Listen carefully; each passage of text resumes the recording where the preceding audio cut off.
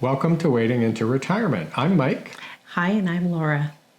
So today we're going to dive into some financial discussions. Yes, we are.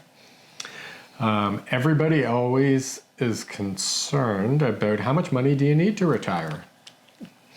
Everybody would be mostly Laura. Yes, I would be. We've talked about this because I always feel that, how will we know when the time is right? Will we have enough money? And I do panic a little bit about it. That's why I always want to have a house. And you've been trying to reassure me in doing some investigation on how we can make that determination of when and how much do we need. Right.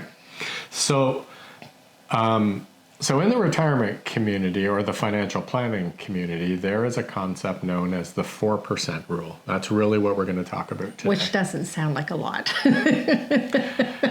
So in a nutshell, what the 4% rule is you have, we'll call it your nest egg. You have a certain amount of money when you retire. So I'm not talking about the value of your house. I'm talking about your investments and cash on hand. So the theory is if you withdraw 4% of that nest egg every year, that would give you 25 years of retirement money. So what you have to come to grips with is what amount of money are you happy with at retirement that you believe you can live on? So do you need $20,000 a year to live on? Do you need $100,000 a year to live on? And that's really an independent decision for each person. Well, and 25 years, like I come from a family of long livers, and I'm thinking, okay, 25, if we retire, say, at 55, that's not giving us a lot of time. And your parents are still going strong in their 80s. So is that enough time, and will we run out of money? Right, and that's always the fear is, are you going to run out of money? And I'll show you here in a moment how the 25 years doesn't necessarily mean that you have zero money left at the end of the 25 years. It's just a prediction or a plan. So 4% will get you 25 years, as I mentioned. But I think the thing that is hard to calculate for each individual situation is how much money are you comfortable with? That's more the equation that you need to solve as a couple. Yes, and we also have to figure in those big expenses. Like right off the top of my head, you've got your vehicles, but I'm also thinking we have insurance for the dogs if something were to happen, but you just never know when you have those unknowns of, 10, 15, 20,000 and what that amount looks like now and say 10 years from now.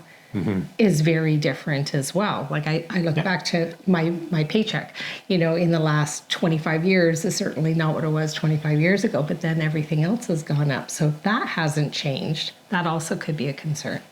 Inflation. Yes. Yes, inflation's definitely a concern, and you need to build that into your spreadsheet. I'm a spreadsheet guy.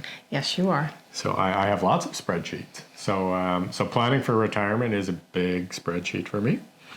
But yeah, there are some things to consider there. So bringing us back to how much money do you actually need? Some people are very comfortable at $20,000, $30,000 a year. If that maintains their lifestyle and they either already own a house or it's a rental, but it's a low rent and that covers it, plus their eating and whatever expenses they have, then that's all they would need, right?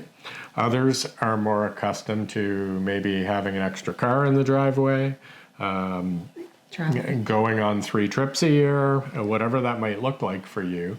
And then you might need $40,000 a year. You might need $100,000 a year. It just depends on what you're comfortable with. But once you have that number in your head, that really helps you drive how much money you have to have going into retirement in order to enact the 4% rule. So then, why don't we take a look at what that looks like? Yeah, okay, let's do that. So I pulled together an example using $500,000. So let's assume you had $500,000 in the bank going into your retirement. So this is what it would look like. So using the 4% rule and starting with a $500,000 example, at the end of year one, we would have withdrawn $20,000, but assuming a 5% interest rate on what's remaining, we now have $504,000. So then for year two, that $20,000 is increased by $160, and we end up with $508.32 in our kitty. Perfect. So as you can see, we're retiring, we're in year two, and we actually have more money in our nest egg. So just to follow that through with year three, using the same principles, so 4%, and assuming a 5% interest rate on our remaining money, we actually have $512,000 and a little bit in the bank. So let's jump ahead to the 25th year, because we had mentioned 25 years. Our nest egg actually grows to $610,215. And throughout that time, we've been withdrawing 4%. So that's how the 4% rule works in retirement. Again, we used a $500,000 starting point. And again, that starting point is really just set up by how much money you want to earn on your 4%. Well, thank you, Michael, for walking me through that. I'm not so sure that 500,000 is going to cut it. I'm not sure that we could live on 20,000 a year. No, and I would agree with you. So back to my earlier comment, you really need to know what you are comfortable with. I wanted to explain the 4% rule, and I used $500,000 as an example for that. It did help me, though, because I now realize that, it is doable. It means, though, that we're not going to be leaving, kids probably millions of dollars. We're going to probably be using up some of that. Mm-hmm. And as you know, I've always been struggling with the whole concept of not retiring at 65, because that's what I grew up knowing, and that's what all of our neighbors did. That's what family did. So that part I'm still struggling with a little bit, but I'm also going, hey, this is within our reach a little bit more than I thought too, knowing that we do have more than the 500,000 already. Yep. And I think that's the interesting thing when you follow other people's journeys. They're not millionaires per se. They retire early. They work off this 4% rule. Their investments go up and go down, and they adjust their lifestyle accordingly, but they get by. They do. And actually, when you don't have the extras of working, like the extra vehicles, clothes, food out, I think you do manage to stay within your budget a little bit more. And we could always, pick up sidelines if we didn't want to touch our main income. Mm-hmm. I'm not sure that Canada Pension Plan would be our retirement savings by the time we get there. So we didn't factor any of that into this conversation. So CPP and old age security is on top of the numbers we showed you in the 4% rule, right? Yes, and we can still get that no matter what country we're living in, correct? Yep. So we don't have to factor that in, because I know for healthcare, it's a little bit different keeping up our OHIP if we were to stay or to leave Canada. OHIP, for those who are not Canadian, is our health plan in Ontario. Yeah, we'll go into another episode on that one. So that's it. We are not financial planners. No, we're not financial planners, but I think you did a really good job with the spreadsheet. And I think it's something that is easily calculatable based on putting in your number. You should almost share a link to your Excel spreadsheet.